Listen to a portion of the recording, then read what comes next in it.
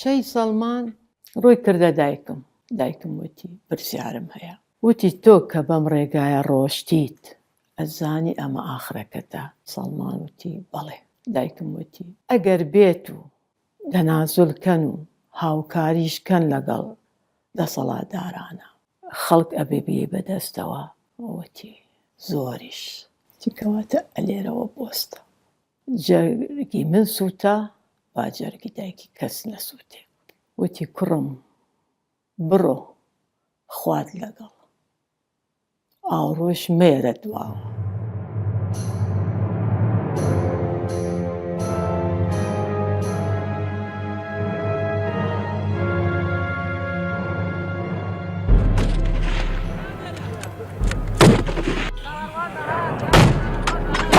ئەو شوێنی گولەی دیت یان نەیدیت؟ لەو ماوەی شۆڕشی ئەیلولەیە یەکی لە ئاموزاکانمان شەهید ئەبێ. سەڵمان لە خۆشەویستی زۆری بۆ شەی سەلاح لە تەئسیربوونێکی یەجگار زۆر ئەو شۆڕشە گەورەیە کە لە سەعاتێکە کۆتاییان پێهێنا دەوڵەتە زولهێزەکان. وقع الليلة البارحة دوێنێ شەو ڕێکەوتنیەکی گشتگیر واژۆ کرا. هەموو کێشە هەڵپەسێراوەکانی نێوان هەردوو وڵاتی برا ئێران و عێراق چارەسەر دەکات.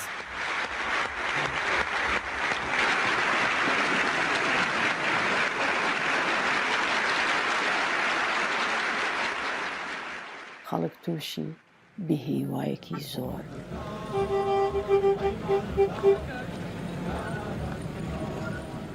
شەی سەڵمان بیر لە پێکهێنانی گروپێک تۆڵە سەندنەوە ئەکە. ئیتر گروپێک دروست ئەکەن بە ناوی خوێنی شەهیدەوە. بیرۆکەی دامەزراندنی ڕێکخراوەکە لە سەرەتای ساڵی 1976 دا هاتەکایەوە دوای ئەوەی بۆشاییەک لە دۆخی سیاسی لە بەغداد دروست بوو دوای وەستاندنی ڕێخستنەکانی شەهید لەیلا قاسم کە بیرۆکەی دامەزراندنی لە ڕۆژانی هەڵگیرسانی بزوتنەوەی چەکداری کورد لە کوردستانی عێراق لە ساڵی 1974 هاتەکایەوە و چالاکی ڕێخستنەکانی لە 1975 وەستا لە کاتی هەرەسی بزوتنەوەی چەکداری کووردا. ئەو ڕێخستنە ئەو کات پەیوەندیکی ڕاستەوخۆی لەگەڵ پارتی دیموکراتی کوردستان هەبوو بڵاوکراوە و ئەدەبیاتی پارتی لە نێو ڕێخستنەکان و دەرەوەی ڕێخستنەکاندا بڵاو دەکردەوە لە ڕێگەی بڵاوکراوەیەکەوە بە ناوی ئەخبار کوردستان. ئەو ڕێخستنە چەند کەسێکی لە خۆ دەگرت کە دواتر کاریان دەکرد بۆ دامەزراندنی ڕێکخراوی خوێنی شەهیدان. دیارترین ئەو کەسانش بریتی بوون لە شەهید شێر و عەبدولقادر کە دواتر بەشداریکی زۆر بەرچاوی هەبوو لە دروستکردنی ڕێکخراوی خوێنی شەهیدان و دوای وەستاندنی کاری ئەو ڕێخستنەی کە پێشتر باسمان کرد. ساڵی 1975 لە نێومن و ئەودا باسی بیرۆکەی دامەزراندنی ڕێکخراوێک کرا کا کۆکردنەوەی ئەندامانی ڕێخستنی پێشوو بخاتە ئەستۆی خۆی ئەوەندەی بۆمان دەکرێت. اینجا هەنگاو بنرێت بۆ بڵاوکردنەوەی بیرۆکە و چالاکیەکانی لە بەغدا بۆ یەکەم جار لەوێشەوە بۆ هەموو شارە کوردستانیەکان. ئەو ڕێکخراوە بوون یا ئەو لیژنەیە بوون کە لەگەڵ لەیلا قاسم کاریان کردبوو. لەیلا قاسم ئەوان شەهید کرابوون بەس ئەمان توانی بۆ ئەم خۆیان بگەنە شاخ و ببنە پێشمەرگا. دوای هەرەسی 75 ئەگەڕێنەوە بۆ بەغا ئەڵێن ئێمە توانین کار بکەین لە بەغا. کۆمەڵک خەڵک زۆرن ئەوانی کە ئیسا ناوەکان هەموو ناوترێ لێرە ژمارەێک زۆر خەڵکی بەتوانا و خەڵکی زۆر زۆر باش بوون. ئەو ڕێکخراوە دروست بوو لە بەغا زیاتر لە ناو برا و هەواڵانی فەیلیەکان بوون. مەجموعەیەک بوون مەجموعەیەکی گەنجی خوێنگەرمی ئازایی چاونەترس. ئەوان ڕێخستنەکەیان تۆزێک وەکو کۆمەڵە نەبوو. کۆمەڵە زۆر زۆر تونند و تۆڵ بوون. زۆر خەڵکانێکی زۆر قایم لە ناو کۆمەڵە ئیشانە کرد. ئەوانەی خوێنی شەیدانیش هەموو ئینسانی دڵسۆز و کردە و ئازا و لە خۆبردوو بوون. بەڵام شێوەی ڕێخستنەکەیان جیاواز بوو. ئەوان بەردەوام کراسێکی ڕەشان لەبەرە کرد پانتۆڵێکی سپی. من لە سادقم بیست. سادق باسی کردەیوت کە من مۆعەدێکمە بووە لەگەڵیانە یەکسەر لە ناو چایخانەیەکە خەتووە لە چایخانێکی کیفاح دەمانچیان قسە سەرسەرم و وتیان ئەتکوژین. چکە ئەم نازم بە هەڵە جلەکانی لەبەر کردووە جەریدەکەشی بڵێن سەعاتەکەی بڵێن لە بری دەستی چەپ لە دەستی ڕاستی بووە، جەریدەکەش لە بریەوەی لە دەستی ڕاستی ئەوە هەندێک شتەیە زۆر سادەیە، بەس ممکنە مرۆڤ هەڵی تیا بکە ویسیمان بیکوژن لەوێ. ئێمە ئەو کاتە شەید سەلمانمان ئەناسی لەو بەشە لەگەڵ شەید جەمالە، شەید عادلە، شەید شێرۆ و کاک کوردۆ و کاک سەلاح و مەجموعەیەکی تر هەبوونە ئێمە نەمان ئەناسین، بەڵام ئەوانەش لەگەڵ خوێنی شەیدا ئیش و کارەکانیان نەکرد. چالاکیەکانیان طبعاً ئەوان لە بەغا ئەبێ بە حکمی ئەوەی هەموو ئەو کەسانە لەو ڕێکخراون لە دانیشتووی بەغان. پەیوەندیبوونی گروپی خوێنی شەهید لەگەڵ شۆڕشی نوێ لەڕێی باوکمەوە بێ. شەید طالب ڕۆستەم وتی پیاوێکی چەکۆشەر کۆن قیادەی مرکزی بووە، حزبی شیوعی قیادەی مرکزی بووە، خەڵکی بەغدادە،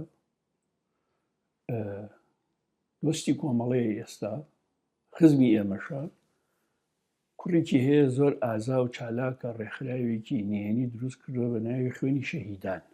ئەو پیاوە پێی خۆشە کوڕەکەی تو ببینێ نەکا لە بەغدا بە تونڕەوی و بە خوێنگەرمی کارێک بکە زەرەرێکی گەورە لە خۆی و لە کەس و کاریشی بە. شتم بابێ حاجی داودم بینی لە سلێمانی، پیاوێکی بەڕێز سەنگین دڵسۆز، چوم لە بەغدا بینیم دوکانی وردە ئاسن فرۆشیە، کوڕەکەی هێنا بینیم کە سەڵمانی برام ئەبینێ پرسیاری لێ ئەکە و چی ئەکەن و چەند کەسن و نشاتیان چۆنە لە بەغا، ئیتر ئەو قسانەی خۆیان ئەکەن کە هەستاون بە چەند ئیشێک لە بەغا لەو سەردەم. کاک بەختیاریش معجب ئەبێ بە ئازایەتیان. کوڕەکەی جوانخاسێک وەکو جاف ئەڵێ هەموو گیانی ئازایەتی لێ ئەبادی، پەرۆش و دڵسۆزوانە. قسەم لەگەڵ کرد، ماوعدم بۆ دانا لە سلێمانی یەکمان بینیەوە دوای ماوەیەکی کەم، کۆبوونەیەکمان کرد لەگەڵ خۆی و شێرۆ. شەید سەلمان و شەید شیرۆ ئیتر هاتنە سلێمانی، دوو جای سیجا چاویان کرد ئەو کاتە بە ملا بەختیار وەکو ئەی ڕێخستەکانیان. ئەلبەتە ئەو کاتە خاڵە شابوان گێرابوون، یعنی سەرکرداتی با بڵێ هەرێمەکان بۆ ملا بەختیار، شەید ئارام دانیشتین گفتوگۆیەکی دوور و درێژمان کرد، باسی ڕێکخراوەکەیان کرد. وتیان ئێمە هیچمان لە ئێوە ناوێ دووسێ نارنجۆگ و دەمانچێکی بێدەنگ نەبێ، ئێمە وەکو ڕێکخراوەکەمانە ئەو ئیشانە ئەەکەی تەنسیقیش لەگەڵ ئێوە ئەەکەین. ئەو دانیشتنە و دانیشتێکی ترم لەگەڵ کرد، گەیاندمە قەناعەتێک کە ڕێکخراوێک کار لەسەر تیرۆرکردن بکە ئەگەرچی لە پایتەختی عێراقیش بێ، بە دابڕاوی لە بزنەوەی شۆڕژگێڕانەوە لە ڕێخستنێکی شۆڕژگێڕانی گەورە بێگومان زوو کوێریەکەنەوە، زوو سەرکوتیەکەن، وا باشە ئەمە بەشێک بێ لە بزوتنەوەکەمان لە یەکێتی نیشتیمانی کوردستان کە خەریکین وردە وردە پەیوەندیەکەین بە مامجەلالەوە دەروی وڵات و بەرنامەی شۆڕشمانەیە. سەڵمانی برام قبول ئەکا وەکو شەخصی خۆی، ئەڵێ بەڵام بێڵە با بچمەوە لای برادەران و بێڕەئی جەماعەت وەرگرم. پەیوەندیەک دروست بوو لە بینی خوێنی شەهید و هەرێمی پێشڕەو. هەرێمی پێشڕە و ڕێکخراوێک بوو ئی کۆمەڵە، ینی ڕێکخراوی بەغا و خانەقی بەیەکەوە. ئیمات زۆرتر سەرپەرشی ڕێخستەکانیە کرد. فکرەکە ئەوە بوو کە ئەم شۆڕشە شۆڕشێک نییە بەس لە شاخ دەستی پێ بکە، شۆڕشێکە لە سەر تاسەری کوردستان و بە تایبەتی لەو شوێنانەی کە ڕژێم قووەت و مەرکەزیەتی هەیە کە لە بەغا سەرکردەی کۆمەڵە ئەوسا بڕیاریاندا ئەڵێ وتونە نابێ ئێمە هە لە شاخ شەڕ بکەین، ئەبێ عملیات عسکەری و عملیات اختیالات بۆی مەناو بەغا. تەکلیف لە چەند برادری کردبوون لەو سەرکردای ئەو وەختە، یعنی پیان نەکرابوون. بە ملازم جوامیر وتونوەتی یەک و دووەتی من ئەچمە حکمەوە من لە بەغا بوومە و دادیە لێ تەواوکردن و کلی عسکەری و عەرەبیم باشە بێ یەک و دوو وتی من ئەچم. ملازم جوامێر ینی بەڕەسمی ئەو لێپرسرە هەر هەمویان بوو، چکۆ ئەفسەری مەغاویر ئەوانە بوو لە مەدفعی و لە کاری عسکەری و لە هەموو شتێکە ئەو زۆ شارەزا بوو. وەختی ئەعدادیێتەوە کرد لە بەغا تەقدیم کولی عسکەریەی کرد لەبەرەوە ناوی جوامیر سایمیر بوو قبولیان نەکرد و لە نفس وەختیش لە ساڵ 68 تەنزیمات ڕێخستن پارتی بوون لە مەندەلی لەگەڵ ئاموزام و لەگەڵ ئەو مەجموعە وتی یابوو من ئەبێ ئەبمە زابت حەزی لە زابەتی بوو زۆر دوایی لە ساڵ هەفتا لە ڕێی پارتیەوە 9 کەس لە کوردستان قبول بوون لە کولی عسکەریە بەغا کاک جوامیر و حکومەوە تەنزیمات بوون یەکی لەو 9 کەسە لە کولی عسکەریە لەلایەن داعم پارتیە و قبول کران لە کولی عسکەریە لە بەغا لە 72 تەخەڕوجی کرد دوای تەخەڕوجی کرد هە ساڵی لە زابط و لە جێش عراقی دوایی کرد التحاقی کردە شۆڕش ئەیلولەوە دوایی لێ دەورەی مەدفعی تەواو کرد لە چۆمان و گڵاڵە دوایی نەقلیان کردە بەتەلیۆنی 6 خانەقین لە بناری بەموو لە دوای هەراس ئیمە هاتینەوەتی هاتینە ماڵمان چوونە باقو بە شەوی لە باقو بەماین دوایی هاتینەوە بۆ ئاوایەکەی خۆمان ئیمە دی تەرحیل دەست پێ کرد یەکەم تەرحیل لە 75 لە مەندەلی دەست پێ کرد دوایی ئەم وەزعەکە کاک جوامی بەدڵی نەبوو ئیمەی ماڵمان لە بەغا بوو وتە باگومی نەقل بۆ هەولێر بوو بە حکومەوە حرەز بوو لە ئابار ئەرتوازی لە دایرە زراعە بوو بچووە بۆ هەولێر وتی باگۆڵە من دووبارە چم بوومە پێشمەرگە یەکەی نەهایی 75 بەدایە 76 ئەوی التحاق کردە مەفرەزە سەرەتاییەکانە کۆمپڵەوە لە شاخ فەرماندەی مەفرەزە بوو بەڵام نردوویانە بۆ بەغا هات بۆ بەغا ئەو سەرپەرشتی کاری سەربازی بکات لەوێوە ئیتر ناوەکەیان ئەگۆڕێ و ئەبنە ڕێکخراوی هەڵوی سوور هەڵۆش یعنی وەکو ڕەمزێکە بۆ قووەت و ئەوانە سووریشە بە حساب بۆ کاتە ئێمە هەر هەموو بڕۆمە بە مارکسیەتە بۆ خۆمان بە جوڵانەوەیکی چەپەزانی ئەو هەڵۆیە ئەچێ لە هەڵۆیەکی سوورە ئەچێ لە بەغا یان لە شوێنەکانی تری عێراق دەستەوە شوێنێت و ئەگەڕێتەوە بۆ شاخەکانی کوردستان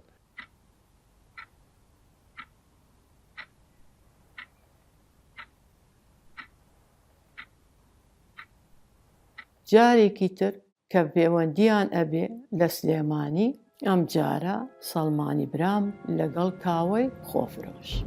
دێنە سلێمانی و چاوپێکەوتنەکەن و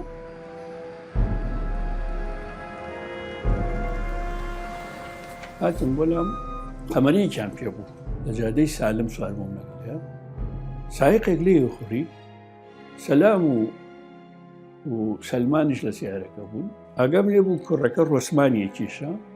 جگەرەی ڕۆتمانیەکیشە جگەرەی بەغداد هەڵگرت تەقدیمی کردن پێشکەشی کرد من نامخوارد جگەرە من ناخوارد بەڵام ئەستەفزازیش بووم بەوەی کە خۆی ڕۆسمانێکیشەوە ئەوی لێکرا لە بریەوەی بیان بەم بۆ ئێوەکە ئەو حرەکەیەم لەو کوڕە بینی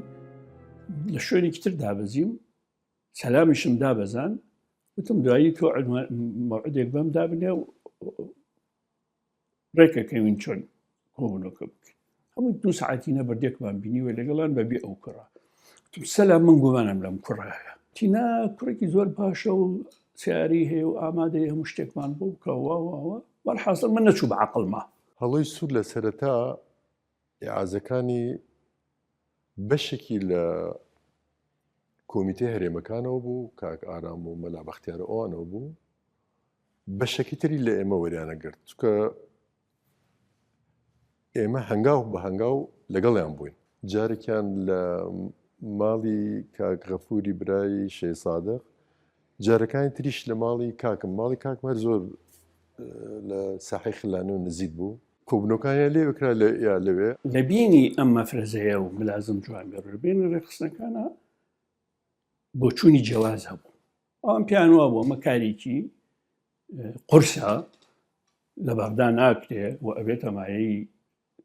ئاشکرابوونی ڕێخستنەکانمانوانە ئەمانیش سوور بوون لەسەر تەنفیزکردنی قەرارەکە حساب ئەمری شید ئارامە و ئێمە هەموو لە ناو کارەکەینەوەوانە سوور بوون لەسەرەوانە ئێمە دەست بکەین بە اختیالات یا دەست بکەین بە جوموجۆڵی جەماوەری و ئەگەریش پێمان بکرێت کە ئەیانوت ینی برادەر هەبوو خۆی ئامادە کرد کە ئێمە بانکێک ببڕین من پێم وە بۆ ئەو کاتە ئەمانتوانی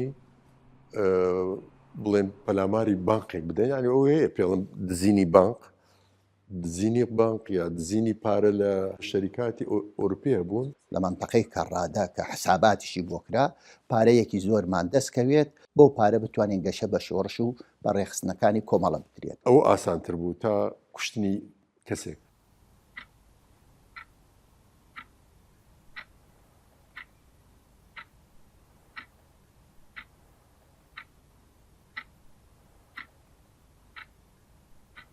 ئێمە کۆمەڵێک ناومان بۆ دیاریکردن ئەو کات. یەکەم ناو کە دیاریمان کرد زەعیم سدیق بۆ بیکوژن. وتیان بۆ وتمان لەبەرەوەی زەعیم سدیق دەستی لە خوێنی لاوی کورد سوورە 69 کەس 68 کەسی لە سلێمانی شەهید کردووە و کارەساتی خوڵقانوە گوناحە ئەمە بە دەستی کورد کۆتایی بەشیانی نێت. دووەمین کەسیش کە بۆمان دەستیشان کرد تیرۆری کرد ناوەکەیشی ئەڵێم ناوی شێخ جەبار بوو. شێخ جەبار برای شێخ ستار بوو یەکێک بوو لەو کەسانی کە زۆر خراپیشیە کرد ئەو کاتە. سێمین کەس کە بۆمان دەستیشان کردن عوسمان محەممەد فایق بوو. عوسمان محەممەد فایق بوو لەبەر ئەوەی بەعز بە بەرنامە دای نابوو بە مەسئولی بە عەرەبکردنی کولتوری کورد ئەدەبی کورد بەڕێوەبەری ڕۆشنبیریان بۆ دانابوو لەوێ زۆر بە چڕی ئیشیە کرد. ئەم عوسمانەر ئەو کەسە بوو یەکەمین بەیاننامەی ئینقلابی ساڵی 1968 کە بەعس هاتە سەرکار ئەو بەیاننامەکەی خوێندبووە و کوردیشە لە ڕێگەزا. زۆر خەڵکی ئزعاج کرد بوو بە هەموو شتێکی بڵێن وشەی کوردستانی قەدەغە کرد بوو وشەی کوردی قەدەغە کرد بوو مەقالێکت ئەنووسی ناوایە وشەی کوردەواری تیابێ کوردایەتی تیابێ نازانم هەموو ئەو شتانێ تیابێ. کان عوسمان ئاسانە بۆ ئێمە و لە ساحەی خەلانیە ئەو ساحەیە کە ئێستا مزارەکانی تایە لە سەرەتا بەس سێ کەس لە ناو ڕووداوەکە بوون سەلمان بووە جەمال بووە لەگەڵ سەلام عەبدوڕەزاق. دەست بە پیلان نانانەکە کە یەکەم شت مراقەبەکردنی زۆری ئەو کابرایەکە کە چۆن دێ بۆ دائرە لەکوێوە دێ چەند کەسی لەگەڵا ئیلە ئاخری. ئەوان ڕۆشتبوون زانیاری کۆکەنەوە یان ئامادەکاری بکەن بۆی ملازم جواب بچێ لەوێ بۆسێ و تەقە لە عوسمان محەممەد فایق بخە. دوای ماوەیەکی زۆر ئەبینن ئەم کابرایە ڕۆژی لەم لای دائیرەکەوە دێ ڕۆژی لەو لای دائیرەکەوە دێ. دووسێ مانگە بەدوای عوسمان محەممەد فایقەوە بوو بەردەوام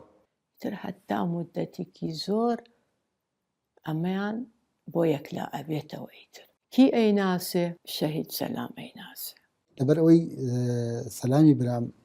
شەڕشتی وای بڵاوە کردەوە لە هاتوچۆی دەرنەشری کوردیە کردوانە و عوسمان فایقی ئەناسی و ئەوانی تریشی ئەناسیوانە سەلامی برام بۆ دەستنیشانکردنی شوێن و ڕێگە و کات و شتەکانیان لەگەڵ سەلمان و جەمالە ئەچن بۆ ئەو شوێنە. تر وا پیلانەکە دائەنێن کە شەهید سەلام پاڵەیە بە دیوارەکەیە دیوارێ با بڵێن دایرەکە جەریدەیەکی بەدەستەوە ئەبێ کە لای بر جەماعەتە بێ بزانن ئەمە هەدەفەکەیە.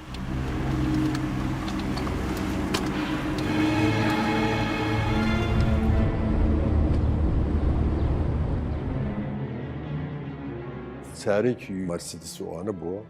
یەکێکیت بە عەزەمەتی خۆیەتە دەرەوە و قاتێکی ڕەش و عینێکی ڕەش لێ چاو کردووە. ئەم سەر و ئەو سەری لێ ئەگرن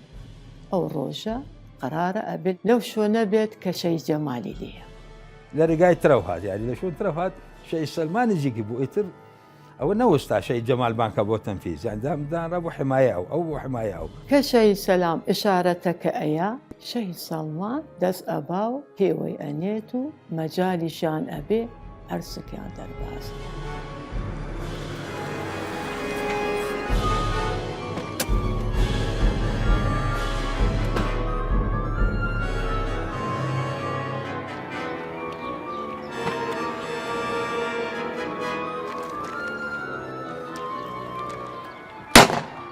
یەک فیشکی پێوە نابوو هەر ئەوەنە فریاکەوت و وتبوو ئاخی و مەمەتت تر ئەمان ڕایان کرده بوو چوونەکە ناو منطقەی کیفاحەوە ڕایان کردووە بەو ئیرانە خۆیان ڕزگار کردووە. عملیەکە وەهاب سەلام بۆ من باسی کردوەتی ئەو پیاوە زلا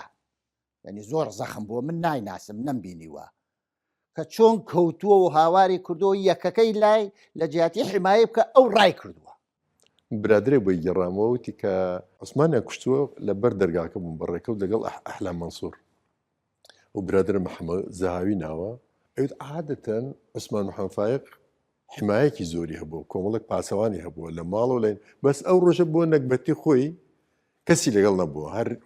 سایقەکە ساری لە خۆر خۆشی لەناو سارەکە دانیشتووە هەرچی خەڵکیان بینیەوە لەو منطقەیە هەرچی جلی کراسی ڕەشی لەبەر بووە ئەو علاماتانی پێ بووە ئەوانیان هەر هەموو گرتبوو. دوای تەنفیزی عملەکەتر بەغدا شڵەژا پێی تەبانەوە گەورەترین عملێ بوو لە مێژووی بزوتنەوەی کورد لە شۆڕشی ئەیلولەوە تا ئێستا شتیوا لە بەغدا قەت ڕووی نەداوە قەت. کوشتنی عوسمان محەممەد فایق لە ناو بەغا ئەنگدانەوەیکی هەبوو کاتی خۆی لەسەر ئاسی جیهان دەنگیدایەوە سە هەرچی ڕادیۆ تلڤیزیۆنی دنیای هەموو باسییان کە لە ناو ڕاستی بەغای ئەو سەردەما تۆ بتانی مەسئولێکی گەورەی حزبی بەعەز بکوژی بێگومانەوە کاریگەرێکی زۆری نەبوو عوسمان محەممەد فایق مەسئولێکی گرنگ بوو لە ناو بەعەز.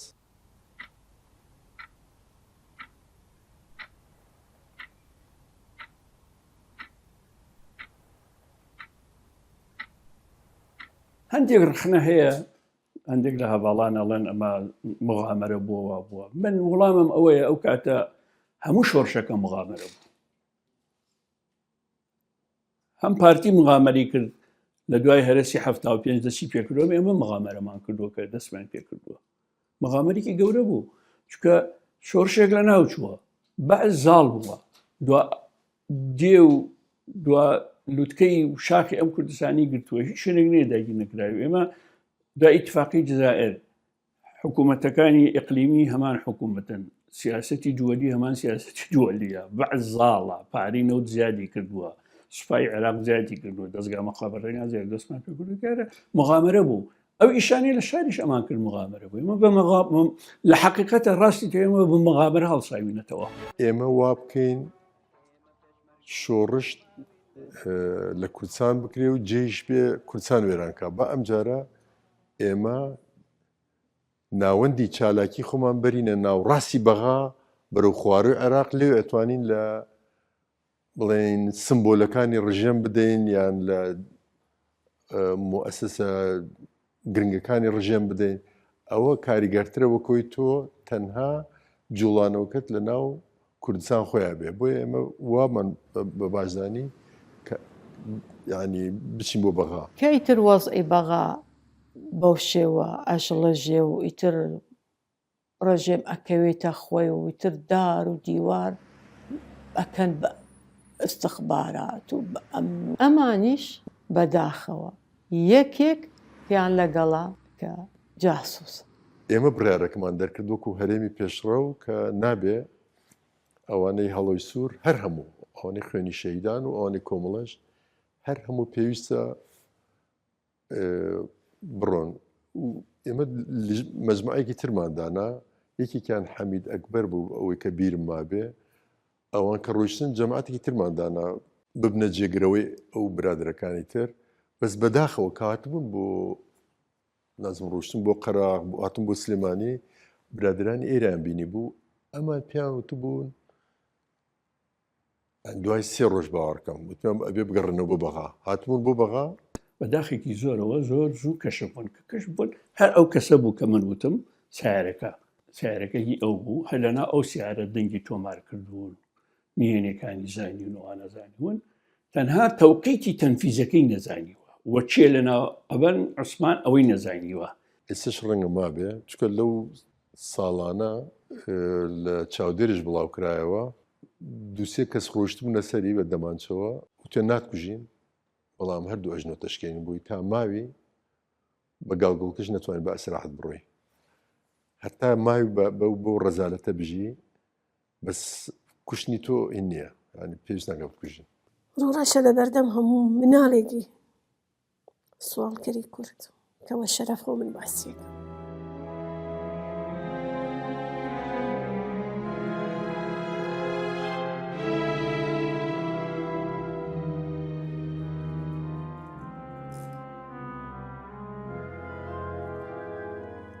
ئیتر بە دواییەکە ئیتر هەر بە چۆن بڵێ بە شەو ڕۆژێک ئەو مجموعة برادرة أجير بەداخەوە عملێ لە بەغا یەکەم عملە بوو و آخر عملێ بوویتر هیچیان پێ نەکرا. دوسي مانغ لا أمن العامة أبن طبعا لجر تعذيب أشكنجيكي يجارز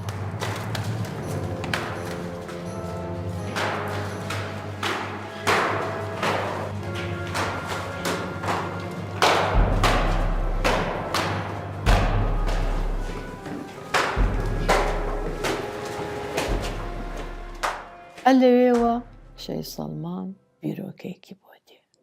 الله يبورانك واني شغلين شون راك بچي شوني لم أمن العامة أتوان راكي أو الله من كهنايانم بچاو بستوي رقاكم لبركرد شون بقادر ما هنايانم چپو راسيان شون لقاو كردم هموين ببرد اگر ايوه رازين بعد اسمك بلان داني بلانا كان أو أبي خۆی ورد کردوتەوە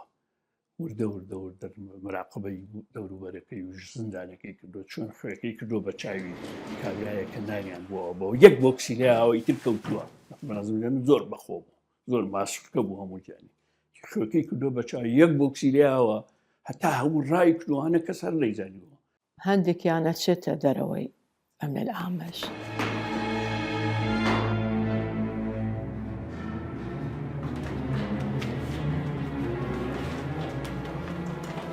ملازم جۆمەر زۆر دوورکەوتوو بەس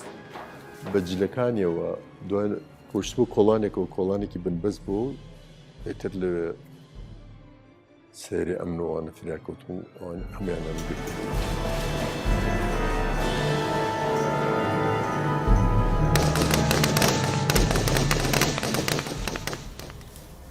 شەید سەلمان هەر لەسەر دیواری ئەمنی عامە بریندار کرا هەردوو قاچی بریندار کرا شەهید جەمال بە دیوارەکەوەی ئەوێ بپەڕێتە ئۆدیو کە شەهید سەلمانە بینێ ئەگەڕێتەوە بۆی لە دڵی نایە بەجێ بێڵێ سەلمان بریندار بوو دی پێ نەکرا بوو جەمالی لەسەری ڕاوەستا بوو بەس ملازمامی بەر لە ئەوە هەمویان سێ دیوار ئەمن العامە تێپەڕ بوو چوودە بەتاوین دی سوتفە هەموو شتەکە وت سێ تەکسی هات وتی دەست هەڵگرتم کەس تەکسیێکان نەوەستا وتی من بیر کردم وتم کاکە دیارە کە لەپەر سجن و ڕاکردمە بیلا بچمە کۆڵانێکە و لەو بەتاوین سەدەها کۆڵان هەیە بچمە کۆڵانێکە و لەسەر جادە عامەکە نەمینم لە شوونە من لە ئەمن العامە بێسە تەقە و دنیا بۆسە هەرق ئەنەما ئەنقلاب بووە لە ئەمن العامە سوتفە یعنی نەسیب ئەو هەیە چوودە کۆڵانێکەوە لە بەتاوین بنی بتەویە هەنی هەتیایە مکافحەی ئیجرامی تایە یعنی ئەگەر ئەو کۆڵان نەبایە کۆڵان تربایە نەجاتی بوو وتی مچمە کۆڵانەکەی و تەماشاکەم بنی گیراوە و مکافحەی ئیجرام وتی ئەوان گومانیان لەمە کرد وتی الحاصل دووبارە گرتنەوە و یەکەمین جاریشە سژنی ئەمنی عامە یەکێک بتوانێت ئەوها بە جەماعی بتوان بێنە دەرەوەوانە یعنی ئەمە داستانێکە کەم کەس دەتوانێت ینی بیری لێ بکاتەوە خۆی لە ناو سجن بێت لە ژێر تعزیب بێ بتوانێت ڕابکاتەوە لە سژنیش دەرچوو بوون بەس نەمانتوانی بوو ئێمە ئامادەکاریەک بۆ ئەوە بکەین بڵێن هاو ئاهەنگیش نەمابوو لەگەڵ ئەوانە تر بەو سافورە ئەنزارەی کە ئەدرێت لەو مانتقەیە هەموو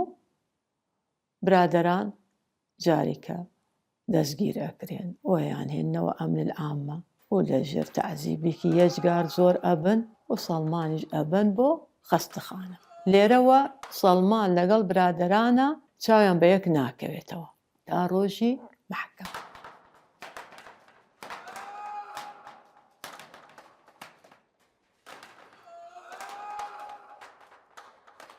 کە ڕۆژی محکەمە ئەبێ ئیتر هەموو جەماعەتە هێنن لە محکەمەی سەورای عێراقی لە بڕێکە سەڵمان بە نەقالە هێننە ژوورەوە سەدیە پێڵی وەکوی خەستخانە نیە هەنەکە بەوەیان هێنان قاچە بوو لە بەردەم ئیمە هەمووان لە ناو قەفسکە بووین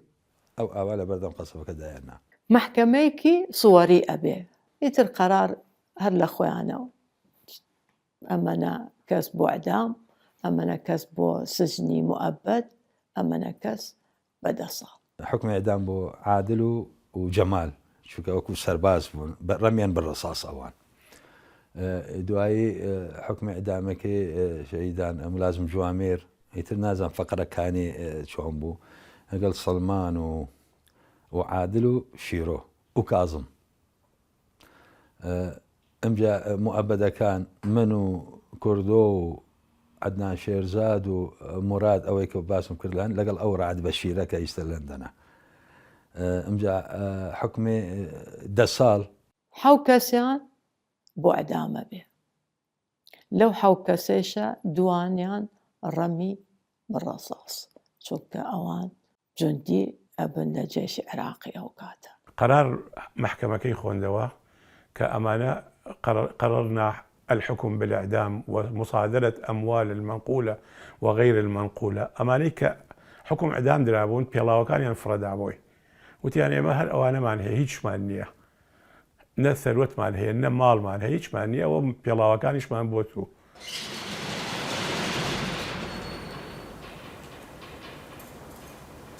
یەکم چاوپێکەوتنمان لەگەڵ سەڵمان برام و هەموو ئەو هاوڕێیانەی تریان لە ئەبوو غرێبە بێ کاتێ ئێمە ئەیان بینین تازە تەواو حکمیان وەرگرتووە ئێستاش لە دڵم بۆتە گرێ و باسی شێکەم و خۆم بە گوناح ماریشدانە کە بینیم دەسیم گۆشیەوە پێکەنێ وتی ئاگات لەم پەنجەمە بێ ئاگات لەم پەنجانم بێ ئاگات لەم پەنجانێشم بێ تێمە شکا ئەمانش هەمووی کێشاوەتەوە هەمووی قاچشی ئێمەیان جیا کردەوە لەگەڵ کەس و کاری شەهیدەکانی تر وتیان جەماعەتی سەڵمان داوود با بێن بۆ قاوش ئێمەش نەمانزانین دنیا چ باسە ئێمەش دوای پۆلیس کەوتین کاتی ڕۆشتین سێرمان کرد سەڵمان لەسەر قەریۆڵە جوڵەی پێ ناگرێ کاتی سلمانیان هاوردەوە سەلام زۆر حەزم کردو بیبینم زۆر مشتاقی بووم جاوە کرانەوە دوای ڕاکردەگەی تر یەکتری خەبەری یەکتریان نەزانی وتی هاوارم کردو بۆ ئەمەی حرەسەگەر وەرە دانم زۆر هێشە دانم هیچی نەبوو دەرچووم بۆ ئەوی لای جوورەگەی جوامیر و شەی جوامیر ڕە دەبێ بۆ ئەوی سەلمان ببینم شەی سەلمان ببینم و دەناو پەنجەرەگەوە زۆر هاوارم کردووە سەلمان بەخێر بیتەوە لەبین خۆیانەوە چووم دگانم هیچی نەبوو دانم هیچی نەبوو کێشە بێ بەنجش کێشانیان بێ ڕەحمانە ئەو کاتە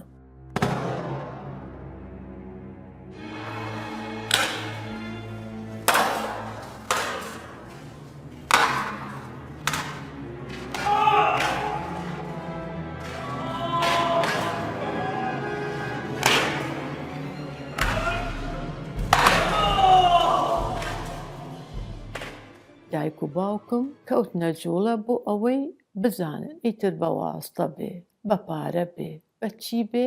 بگەنە شتێک سایقەکەی ئەحمەد حەسەن بەکر کە ڕئیس جمهوری عێراق بوو ئەو وەختە ڕەفیق مناڵی دایکمە بێ ئەوش ئەڵێ وەڵا خۆ من خۆم هیچم پێ ناگرێ بەڵام ئەتوانم بتان ناسێنم بە مەحامێکی دەستڕۆشت پارێزەرەکەش کێیە خۆشکەزای ئەحمەد حەسەن بەکرە باوکم هەر پێشەکی پێ ئەڵێ خەمی پارە و پولت نەبێ هەرچەند داوا ئەەکەی بەس شتێکم بۆ بکە بۆ ئەو کوڕانە نەکەرتەنیا بۆ سەڵمان ئەوش ئەڵێ جارێ مۆڵەتم بەرێ با من بچم ئەوراقیان بخوێنمەوە دێتەوە بە باوکم ئەڵێ ماڵت کاول بێ کوڕەکەی خۆت سەری قافڵەکەی بکوژی عوسمان محەممەد وای ئەتەوێت چی بۆ بکە تر باوکم زۆر هەوڵ ئەیان لەگەڵی ئەڵێ هەر شتێکم بۆ ئەممان بۆ بکە بۆ ئەوەی حکومەکەیان لە ئەدامەوە با بۆ موعەبەد بێ ئەوش ئەڵێ با من قسە لەگەڵ دەسەڵاتدارانە بکەمەوەدا کە ئەچێ لەگەڵ ئەحمەد حەسەن بەکرا لەگەڵ سەدامە کە نائبێتی ئەو وەختە ئەوانیش ئەڵێن باش بۆیان ئەگۆڕی بەڵام بە شەرت شەرتەکە چییە؟ پارێزەر ئەڵێ بێنە سەر شاشەی تەلڤیزیۆن پەشیمانی خۆیان ڕاگەێنن تەعاونیشمان لەگەڵا بکەن ئەو ڕۆژەی بە سەڵمانمان وت ئەو کاتە بوو کە بەس من و باوکم و دایکم شەی سەڵمان سەیری باوکمی کرد وتی باوکە تو ئەڵێ چی باوکم وتی وەڵا ڕۆڵە ئەمە ژیانی خۆتەوە تۆش گەنجیت تۆ چیت بڕیاردا من قبوڵمە ڕووی کردە دایکم وتی پرسیارم هەیە وتی تۆ کە بەم ڕێگایە ڕۆشتیت ئەزانی ئەمە ئاخرەکەتە سەڵمان وتی بەڵێ دایکم وتی ئەگەر بێت و دەنازولکەن و هاوکاریشکەن لەگەڵ دەسەڵاتدارانە خەڵک ئەبێ بێ بەدەستەوە وتی زۆریش یعنی زۆر خەڵکە ناسی وتی بەڵێ تیکەواتە ئەلێرەوە بۆستە جەرگی من سووتە با جەرگی دایکی کەس نەسووتێ وتی کوڕم بڕۆ خوات لەگەڵ ئاوڕۆژ مێرە دواوە تازە خوا حافیزت بێ سەڵمانیش وتی ئەی تۆ وتی منیش بێرە دەستخوا سەبووریم بە دایکم هەم ئافرەتێکی خوێنەوار بوو هەم خۆیشی لە حەرەکەی ڕابطەی نسائی بوو سەر بە حزبی شوعی بوو ئافرەتێک بوو وشیار بوو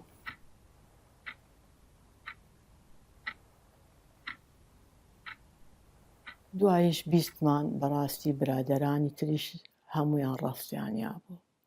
حتا خزمیەوەتە پێکاک جوامیر بۆ تو تەنازل ناکەیت و دوایی بەروێش وتی کاکە تو خاتێسە سەردانمە ئەگەر خزمەمیت ئای بێ قسە بەمەکەیت من توان بە مەردی بمرم من تەنازل ناکەم ڕە ئەمانە من هەر مردنی قەرزارم بیلا بە تاریخی ڕا خۆم و ڕابنە ماڵەکەم و ڕە شارەکەم و ڕە وڵاتەکەم بەجی بێلم دنیا هەر مردنە بەدایکمی وتوتی خەوم بینیوە منیان بردۆتە ژوورێک تەلەفۆنێکی سووریان داناوە پێمیان وتووە ئەو تەلەفۆنە هەڵگرە وت کە هەڵم گردووە سێکەم ئەحمەد حەسەن بەکرا و کاتە تی پێمی وتووە واز بێنە چیت ئەوێ بۆ دەکەین وتمۆک مستەحیل ناتوانم نە لە ئیدامت ترساوم نە لە تەعزیە بترساوم قەت نایکەم بەڵام خەوم نەبوو ڕاستبوو من تەکیدم لەبەرەوە دڵی نەهات لە لای ئێمە بۆ بڵێتن باسی نەکرد لە بۆنەی دایکمەوە ئەوە بوو ئێمەش وتمان دەخەوەکەش وتی ئا لە خەوەکەش وت لە هەموو لایەگە و من ئێمە قسەمە وتیان ئێمە مردنا لە یەک مردنا من ئەمە لەسەر زاری خۆیان ئێمە یەک مردنە بەیانی کێژێ سیارێک لێم نەدا من لە ناو بازار بمرم وەدایەکیان تو دوو کوڕتر دەیە دووانتراگە بۆت خۆت منیش بۆ کورد ڕۆژێ دێ ئەڵێن ئافرین بۆ ئەو دایکەم لازم جوامیر هینا من هەر ئەمرم با یەک دەفە و مەردی بمرم کاتی ئەچوین بۆ موچە کردنیان لە ئەبوو غرێب جەماعەتی هەڵووی سوور قاعەیەکی گەورەیان نیابووینی هەمومان پێکەوە دانیشت ئەی کرد بە یەک فشقیاتی ئەی کرد بە یەک سوعبەتی ئەمیش هەر لە ڕقا چۆن بڵێ ینی بە حەقەت ئەیویست داغ بکا بە دڵیانە ئەگەر بە پێکەنی نیش بێ وتی دایە تو دێ بۆ ئەبوو غرێب لەگەڵ خۆتە هەجاری دێ کراسێکی سوور لەگەڵ خۆتا بێنە وتی ڕۆنە بۆ وتی ئەو کراسە سوورە دێنیت ئەگەر هاتیت وتیان پێت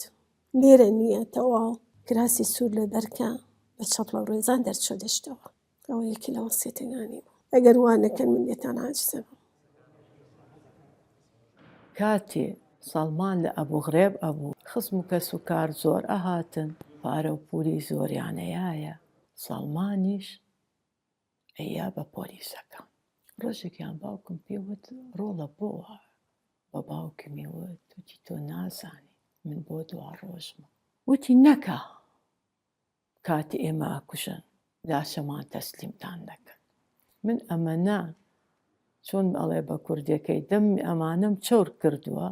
هەچ کاتێ ئێمە یان شەهید کرد یەک تەلەفۆنتان بۆ دێ پێتان ئەڵێ بچن لە طب العەدلی لاشەکان کوڕەکانتان وەرگرن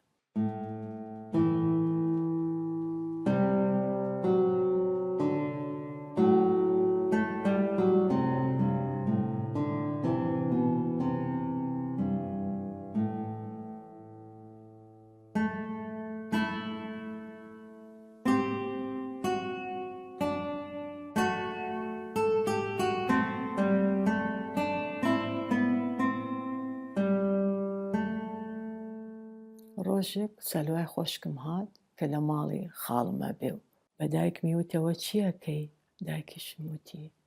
وا خەریکی چاحازر شت حازرەکەم و ئەمەش چایەکەی بۆ سەڵمان ئەوە نەمان نەماوە بۆ چاو پێکەوتنمە سەلوای خۆشکمی تر وتی کورە ماڵمان وێران وتی يعني تەواو سەڵمان شەهید کراوە لە طب العادلیە با بچین وەریگرین لە دایرە بووم شێرکۆ خەڵکی سلێمانیە ئەو کوڕێک دراوسیانە وتی وەڵڵی ئەمڕۆ بیستومە ئەڵێن ئەدام کراون منیش هاتمەوە بۆ ماڵەوە دایکمە برد و چووم بۆ بەغا چووم وەختێ چووم تەماشاکەم سلمان داود و جەمال و ئەوانە ئەدام کراون چووم لێوان پرسیاوەتی وەڵی جنازەکەی شەهید سەلامیش لە هینە طب العادلی بەغایە نەیانەدا پێمان لە ئەوڕەوە تاکو یەکی کاوتی من بە پارە بۆتان هینی یەکەم پارەمان داوە ئەو چوو جنازەکەی هێنا بۆمان چوومە طب العادلی ژووری ڕام کردنەوە دوکان چوش خاتە سەفتاکە ئەوها مەیت سەفتە کراوە جنازە یەکی هەر ڕقەمی یەکی وەرەقەیەک و ئەلێرە و بە دەستیەوەیە دوو ژوورم دی زۆر بوو ئاخری یەک جنازە نیشانم داوەتی ئەوەتە وتم ئەوە برای منە یەک زیلەی دا لێرەمە نییە هەر کەوتم کابرا ئەمن بوو بردەمە ژوورتر هەر لە دیرۆ و دیمەی جنازەیە لە دیرۆ تقریبا 3 متر 4 متر دیمێ دوو قەترە خوێن ئەلێرە لوتی هاتبوو لەگەر دوو قەترەی لەگوێ کە ئەنەما خەوت بوو من کە تابوتەکەم بینی بەسەر سیارەوە تحملم دەمە دەستم کرد بە جنێوان بە حکوومەت هاتن بۆمان مەیتەکەتان لێچێنەوە تر باوکم هات زۆر لێپاڕامەوە چی ڕۆڵە بی کە لە ڕێخوا دان بەخۆتا بە حکومە ئەوە خۆی وەسیەت کرد لە هەروەتی بنەمە لە مەندەلی لەو شوونە لە دایک بوومە لێ داینەن دار و کوناری هەبوو معروف بووە کونارەکە علی باوە خۆی وت لێ دانم بەس حکومەوە باس قبولی نەکرد ئیمە هەر بچینە مەندەلی ئەمانگرن ئەمجا چۆن مەیت و لێوێ دانەی و حکومەوەی مەزهب شیعین ئێستا قەبرەکەی لە نەجەفە هێنامانەوە حکوومەت هەر خۆی تەبلیغمانی کرد لەوێ وتی نابێ بیبەنە خانەقین هەر لەوێ وەختێکینەکان ئەوەی ئەمنەکان جنازەکە دەنێوەتی نابێ بیبن ئێمەش لە جەلەولاوە هێنامان دایکم وتی با هەوای خانەقینی لێ بداتن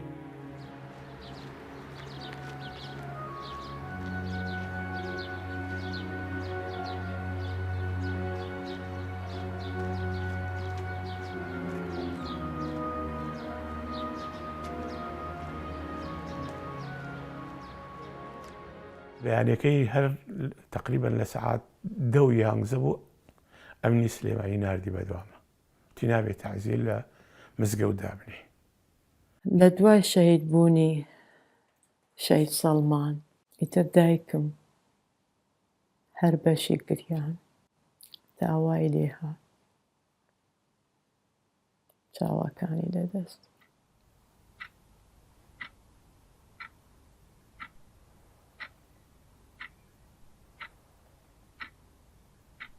بەداخەوە چینی سیاسی ئەمڕۆ هەر ڕەنگە بەشی زۆرە نەزانن سەلام کێیە جەمال کێیە سەلمان کێیە جوامێر کێیە هەر کەسم ئەوانەشان ڕووداوەکان بینەمەوە وڵا هەر یادیان ماتەوە ئەوەی سە یادەکانی خۆمانەکەینێ خۆماشڵە ئەعلامە هەموو حەزبەکان و نەچشتری شەیە یعنی ئێمەم لازم جوامی لە 68 و تا 75 پارتی بووە حقیقت یعنی ئایا وەفای پارتی بۆ ملازم جوامیر چی بووە تا ئێستا هەلە لقت بگرێ هەلە لە سنوور خۆمان تا ئێستا یەکینەوەتکە مەرحەبا لێتان چۆنی ئەوە یەکێتیش ماشەڵڵا نازانم یعنی حقیقت یعنی ئینسان باید حەق بڵێ ئێمە مام جەلال تا زیندوو بوو قسووری نەکرد جارێ یەکەم جار من چوومە سەردانی مام جەلال وەڵاهی دەور 3 متر 4 متر لێ نزیکە کردمەوە ئەو حالیم کرد وتنە پێەوە علیە برای شەهید ملازم جوامیر ئەو حالەمە کردوتی کاک علی ئەم جار هاتیدا غەڵەتکردیە جارتر قبول ناکەم جارتر بیتە لای ئێمە باە ئێمە بیمە لای ئێوە لەبەر خەڵکەگە سەری سوڕما مام جەلال ئەمە کیە وا پێ ئەڵێ بە خەڵکەکەی دەوری وتی ئەندام مەکتەب سیاسی وتی بابا وەزانی کیە ئەوە علیە علی سایمیرە برای شەهید ملازم جوامیر ئەمە وەختی برای ئەمە لە شۆڕش ئەیلول دەوری هەبووە و سەرلق بووە و قسووری نەکردووە لە بەتەلیۆن 6 خانەقین چەندی چالاکی ئەو فترە بووە ئەم کردوەتی یەکەم زابط بووە لە شۆڕشی تازە التحاقی کردووە بە مەفرەزەی سەرەتایی و ڕۆژی 16 سەعات بەڕێوە بووە دەعاە بۆ مەفرزەی کۆمەڵە کردی ئەو وەختە ئیمە لە سووریا لە باشترین فندق و لە باشترین گازینۆگان دانیشتین و ئیسراحەت ئەمە چۆن بێتە لای ئێمە نابێ ئەبێ ئێمەش بچین بۆ خزمەت ئەم بنە ماڵە ئەمە قسەی مام جلال یعنی بەڕوبەڕوو بە منی کرد فعلا دوای درۆژ هاتە ماڵمان یعنی زۆر زەحمەتە مێژووی کورد گەنجی وەکو ئەمانە بە ئاسانی دروست کاتەوە زۆر زەحمەتە زۆر سەلام سلمان شێرۆ جەمال ئەمانە بەڕاستی یعنی قارەمانی ئەفسانەیی بوون قارەمانی داستانەکان بوون ئەمانە یعنی کەسێکی ئاسایی نەبوون لە ژیانە ئەمانە خۆی ملازم جوامێر پیاوێکی زۆر خۆڕاگر بووە فازڵ بەڕاک بۆ مام جلالی باس کردووە وتیتی کە شیش ئەکرا بە باڵیە یا شیشمانە کرد بەڕانیە ئەوە ناجوڵایەوە دانش قسەیە کرد بە ئاسانی ئەو شیشەکەت ئەکرا بە قاچە خوێن فیشقەیە کرد ئەم یعنی چاویشی نەئەتورکان هەروەکەوەی لەگەڵ ئەوت نییە من خۆم لە دەمی فازڵ بەڕاکم بستووە مدیری ئەمری عام نەک بڵم لە دەستی دوو لە دەستی سێ ئەوانە بستووە لە بەفازات هێشتا و چار بۆ مام جەلالی باسە کرد فازڵ بەڕاک وتی مێژووی ئەمنی عێراق قارەمانی وەکو ملازم جوامێر و ئەو بۆ لە شەیدی بەخۆی نەتیوە ئەمە بە نەس بە مام جەلالی وتووە کە مام جەلال هاتەوە بۆ ئێمە باسی کرد سەڵمان پێکەنی و وەکو چۆن بڵێ زۆری پێخۆش بوو کە مەوقفی دایکم ئەوەیە ئەویش لە جواباوتی کەواتە دایکە یەتە ڕۆژێ ڕسمەکەم هەڵەگریت و شانازیم پێواکەی